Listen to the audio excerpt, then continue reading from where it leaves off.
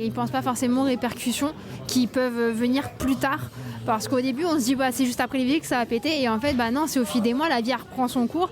Et puis c'est à force de croiser des femmes enceintes, de voir nos amis enceintes, que là, en fait, on se dit mais moi, je l'ai été aussi. Et il n'est pas là.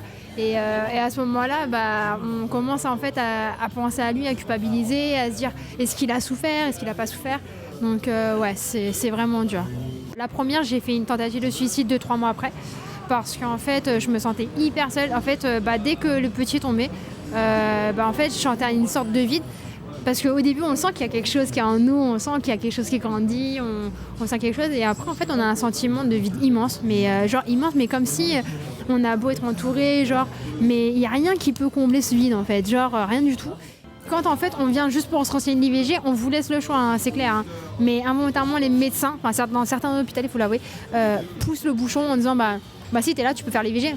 J'ai l'impression qu'en les ayant tués, c'est le sentiment que j'ai, mon corps est mort avec eux et qu'aujourd'hui, je vis pas, je fais un peu de la survie, quoi. Je souris pour sourire aux gens, mais au final, ma joie de vivre que j'avais il y a quelques mois, elle est plus là.